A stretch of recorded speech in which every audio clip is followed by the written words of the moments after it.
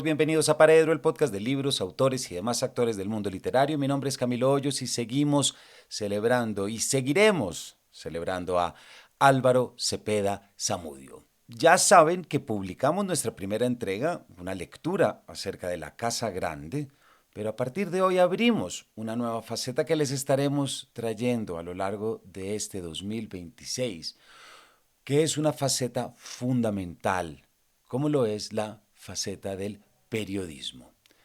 A veces recordamos y pensamos en Cepeda Zamudio sobre todo como un narrador y uno de los más grandes, como ya lo vimos en La Casa Grande, también como integrante fundamental del Grupo de Barranquilla, como una de las voces que ayudó a renovar la literatura colombiana del siglo XX.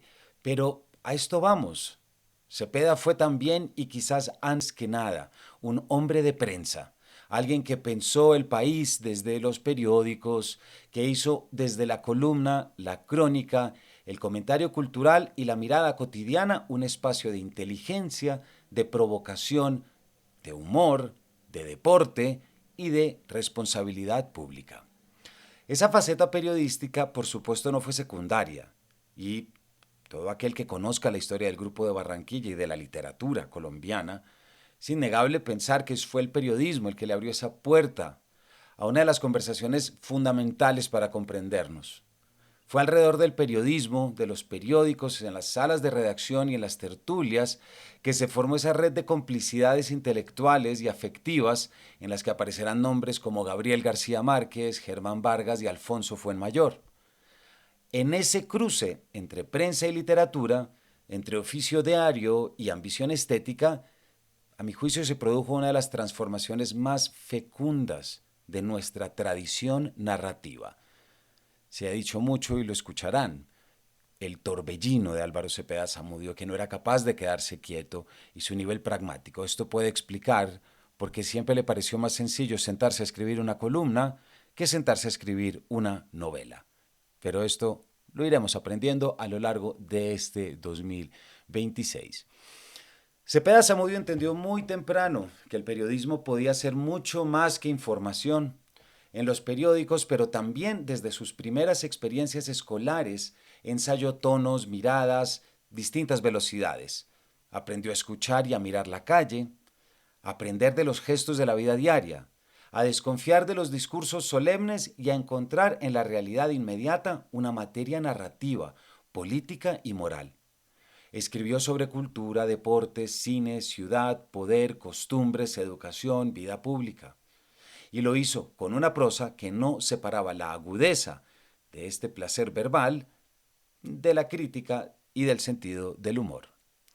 Por eso queremos comenzar esta serie con la columna, manifiesto, polémica, titulado El periodismo como función educacional. Un texto temprano, de hecho, según la crítica y según Jacques Gillard y muchos otros, el segundo texto que se ha descubierto de Álvaro Cepeda Zamudio, 1944, 18 años. Un texto todavía ligado al ambiente formativo del Colegio Americano de Barranquilla y esa naciente pasión juvenil por el periodismo escolar. Más que una simple pieza de juventud, este texto funciona como una declaración de principios. Ya aparece una pregunta que sigue siendo urgente.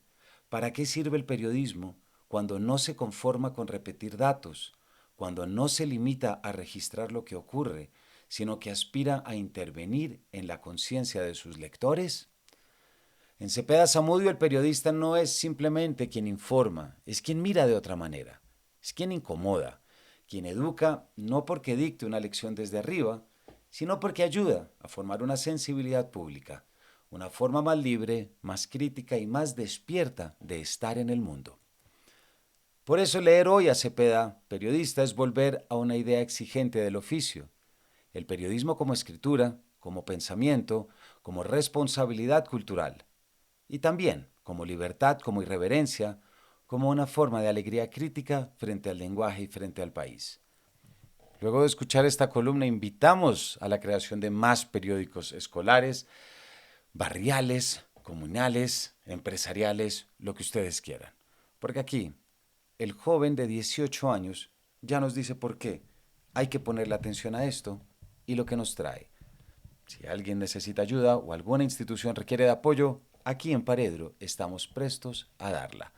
Todas las lecturas de columnas las estaremos realizando del libro En el margen de la ruta, Periodismo Juvenil 1944-1955, cuya recopilación y prólogo estuvo a cargo de Jacques Gillard, con una primera edición por la editorial de La Oveja Negra en 1985 y la segunda edición, de la cual leemos, del Taller de Edición Roca, publicado en enero de 2022.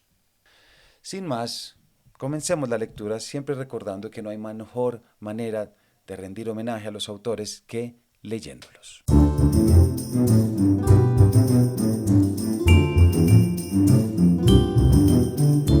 El periodismo como función educacional. Agosto de 1944. Uno de los métodos más importantes seguidos por la pedagogía moderna es hacer que el alumno exprese lo más libre y personalmente posible sus ideas, sus observaciones y sentimientos. De ahí que las composiciones, descripciones y redacciones sean principio básico de la instrucción de hoy. Esta clase de trabajos va creando en el alumno la costumbre de pensar, de razonar, que es el fin de la instrucción. Se va formando en el estudiante el sentido de la observación, de la abstracción, a que lo obligan las descripciones. El primer problema que se presenta al estudiante cuando empieza a escribir sus iniciales enumeraciones es la carencia de palabras. En un principio, la constante repetición de vocablos no le impresiona y llama a las cosas con su nombre común, familiar. Luego un primitivo sentido de la estética, una noción de la elegancia, lo impulsa a la búsqueda de palabras que sinteticen una visión, que expresen la idea con más armonía y exactitud. Recurre inmediatamente a los diccionarios, ve cómo alrededor de una palabra nacen y se aíslan multitud de ideas, descubre la sinonimia, la antinomia, distingue el adverbio, se asombra de la convertibilidad de las palabras, adjetiva y sustantiva.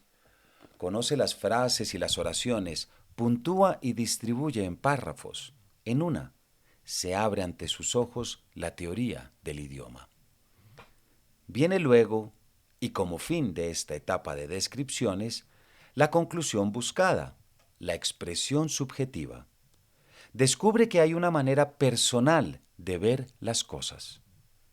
Cuando el alumno llega a este punto en que se da cuenta de que puede desarrollar una función individual, de que puede pensar de una manera distinta a la general, cuando las palabras del maestro dejan de ser un evangelio, cuando descubre que el maestro puede equivocarse y que muchas veces incurre en errores, cuando difiere de sus pensamientos, entonces los trabajos de redacción sobre tema dado, que tienen que desarrollarse dentro de ciertos límites instituidos, totalmente impersonales, puesto que el alumno discurre con una mente hechura del maestro, SIC, son completamente inútiles y hasta contraproducentes. No llenan la función instructiva que se persigue. Como consecuencia natural, se desarrollan en el alumno las preferencias, gustos y disgustos, busca instintivamente la distinción del conjunto, el individualismo, pugna por ser único, por no parecerse a nadie, siempre que no haya sido impresionado por cierta clase de tipo humano. En este afán incurre generalmente en extravagancias. De estos trabajos impersonales se pasa inmediatamente al tema libre, a la expresión de ideas, a la expresión de conceptos propios, a los trabajos estrictamente personales. Aquí es donde el periodismo estudiantil se convierte, a mi modo de ver, en una necesidad pedagógica. El alumno se esfuerza por aparecer, por figurar, ya no le bastan las calificaciones o las distinciones en clase, reclama el reconocimiento colectivo del núcleo estudiantil. La crítica o el aplauso que recibe cuando publica sus trabajos en el periodiquito de curso le hace conocer relativamente su valor, que es lo principal en la vida del estudiante, saber hasta cuánto es capaz. Más tarde, la publicación impresa es el signo de la seriedad. La mecánica, la organización, la administración del periódico de colegio lo inician en el conocimiento de la responsabilidad, del deber. El cambio de ideas lo ilustra, la búsqueda de temas lo hace inquisitivo. De tal manera que es el periodismo escolar el complemento más sustancial de la labor en el aula.